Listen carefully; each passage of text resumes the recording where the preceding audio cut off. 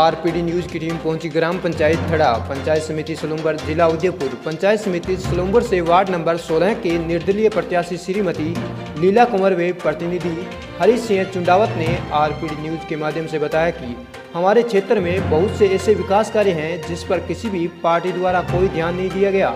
इसीलिए जनता के साथ वे जनता के विश्वास से चुनावी मैदान में उतरे हैं कि हम जनता की सेवा कर सकें।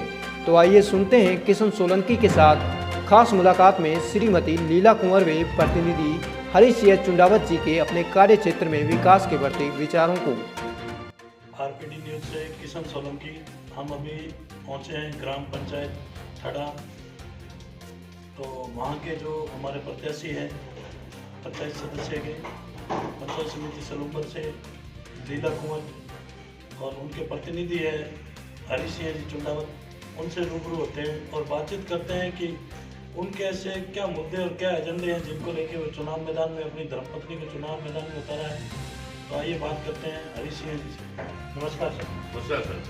मैं वार्ड नंबर 16 से पंचायत समिति सलूम्बर जी चुनाव के लिए मेरी मिसेज को मैंने मेरी धर्मपत्नी लीला कुंवर को जी अपने वार्ड नंबर 16 से जी निर्दलीय प्रत्याशी रूप में खड़ा किया है। जी मैं चाह रहा हूँ कि यहाँ दोनों पार्टियों का अभी तक कोई अच्छा सुझाव नहीं मिला है। जी लोगों की मेरे गांव के में आसपास के सभी जनप्रतिनिधि एवं जनता की भावना थी कि आप यहाँ निर्दलीय चुनाव लड़ो और हम आपका साथ देंगे और आप विकास के बाद अच्छा काम होगा। मैं पहले भी मेरी पत्नी उप सरपंच रह चुकी है कांग्रेस से। अभी मेरे को कांग्रेस का टिकट नहीं मिलने की वजह से मैंने निर्दलीय चुनाव लड़ने का फैसला किया और जनता मुझे पूरा सहयोग दे दी है। मैं चाह रहा हूँ मैं यहाँ भारी मतों से विजय हूँ और जनता का भी मुझे बड़ा आभार मिले और मैं जनता का पूरा विश्वास के साथ ये पंचायत के अंदर विकास का काम करूँगा। और अभी तक मेरे सुझाव के हिसाब से हमारी पंचायत के अंदर जो पार्टियां हैं अभी तक बहुत अधूरा काम यहाँ चल रहा है। लाइट की व्यवस्था नहीं है, सड़क की व्यवस्था नहीं है, लोगों को लैंप के अंदर पैसा नहीं मिल रहा है। कई लोगों की कई भावना है अभी तक जो इंदिरा आवास जो पंचायती राज के अंदर जो काम हो रहे हैं अभी तक लोगों की मनोकामना पूरी नहीं हुई है। और जो नल योजना भी हमारे यहाँ कई सालों से अधूरी पड़ी है। मैं अगर यह चुनाव जीतता हूँ तो आम जनता के लिए सबसे पहले मेरी ये काम की व्यवस्था और उसको सहयोग करने की, लोगों की भावना को पूर्ण करने की योजना रहेगी। बहुत ही अच्छा सुझाव दिया है हरीश सिंह जी आपने बताया कि जैसे हमारे विकास कार्य में दोनों ग्राम पंचायतें अधूरी पड़ी है। तो हरीश सिंह जी ये बताइए, अभी आपने 50 साल में निरीक्षण किया है दोनों पंचायतों का, तो आपको ऐसी मेजर क्या कमियां लगी है गांव में जिनको आप पहले सफलता देंगे इस पद पे आने से? मैंने सभी गाँव के अंदर हमारी पंचायत के अंदर थड़ा टोड़ा के अंदर में 8-10 दिन से प्रचार कर रहा हूँ। उसके अंदर कमी ये पाई कि दोनों पार्टियों के जो कार्यकर्ता जो ये नेताओं पे काम कर रहे हैं, जो युवा हैं, इनको सहयोग नहीं मिल रहा है। इस वजह से मैंने अपना मनोकामना की कि मैं निर्दलीय प्रत्याशी के रूप में खड़ा हूँ और उनकी कामना को पूर्ण रूप से सहयोग करूँ और उनका आगे बढ़ने की हौसला करूँ ताकि लोगों की भावना को आगे बढ़ सके। अभी तक मैंने सबसे पहले देखा है कि ये जो कांग्रेस बीजेपी आम पार्टियां इन लोगों को कई दिनों से गुमराह कर रही हैं। गुमराह करने के बाद इनको कई योजनाओं की वो सूचना दे रही, हम ये करेंगे वो करेंगे। आज तक उन लोगों ने कोई काम नहीं किया। लोगों की मनोकामना उठी इन पार्टियों से। तो मेरे को कई मतलब गाँवों से कई जनप्रतिनिधि युवाओं से मिला सुझाव कि आप एक निर्दलीय प्रत्याशी के रूप में खड़े हो, हम आपका पूरा सहयोग करेंगे और आपको जीताएंगे, निर्दलीय को लाएंगे और आप विकास के काम में हमें पूरा सहयोग करना। जी बहुत ही अच्छा आपका प्रयास और सुझाव है हरीश सिंह जी। तो हरीश सिंह जी मैं आपसे एक सवाल करना चाहूँगा कि आप इस पद पे आते हैं, जनता के सपोर्ट में हैं और आपको इस पद पे लाते हैं, विजय बनाए, तो उसके बाद में इस एरिया में क्या है तो शिक्षा का अभाव बहुत कम है। तो शिक्षा के प्रति आपका क्या रुझान रहेगा आगे पंचायत में?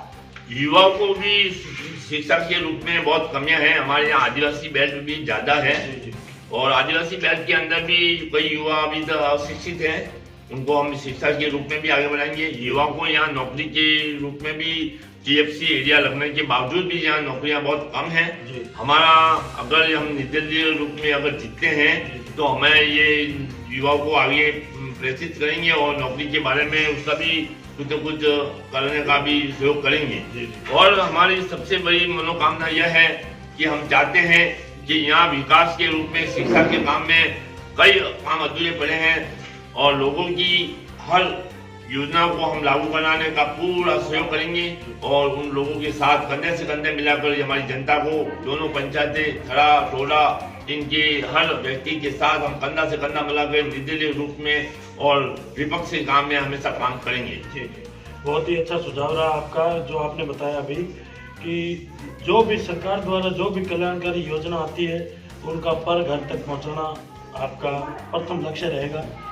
तो हरि सिंह जी अपन बात करते हैं इस बेल्ट की। इस बेल्ट में ये ज़्यादा लोग किसान वर्ग के लोग ज़्यादा हैं, खेती का आदमी है, सब खेती किसान लोग हैं। तो किसान वर्ग है जो आज भी आपके साथ है, आपके वोटर्स हैं और आपका साथ दे रहे हैं इसमें। तो किसानों के लिए आपके क्या प्रयास रहेंगे? सर मेरी सबसे मनोकामना है, हमारे यहाँ सेरिया लैंप्स है अभी जी उसके अंदर कई भाई लोगों को जो गवर्नमेंट की हमारी सरकार की तरफ से योजना आती है, हमारी कामना है कि हम लैंप्स हमारी दोनों पंचायतों का जैसे टोडा थड़ा है वैसे अलग करवाएंगे, आम जनता को लोन दिलवाएंगे, उनके किसानों को जो कमियां उनको पूरी करेंगे और किसान के साथ हमेशा खड़े रहेंगे। हमारी अभी तक भी सबसे पहले हमने जो सर्वे की थी उसमें अभी तक हमारा सबसे बड़ा मुख्य मुद्दा है वो है हमारी जो लैंप्स के अंदर अभी तक उन लोगों ने किसी को लोन नहीं दिया है, ऐसा कुछ नहीं दिया, लोगों के साथ व्यवहार किया है। उससे हम अभी हमारा अच्छा सुधार चल रहा है और हम चाहते हैं कि हमारे लैंप्स के अंदर आम व्यक्ति को लोन मिलना चाहिए। बिल्कुल बिल्कुल, बहुत ही अच्छा सुझाव रहा आपका कि जो सरकार द्वारा और किसान हित की जो कोऑपरेटिव बैंक है और उसकी शाखा है जैसे शहरीय ग्राम सेवा सहकार समिति, तो उसके द्वारा प्रत्येक ग्रामवासी को, प्रत्येक किसान को लोन वगैरह जैसे माफी वगैरह जो भी है, खाद बीज जो भी उपलब्ध होता है वो वक्त पे करवाएंगे।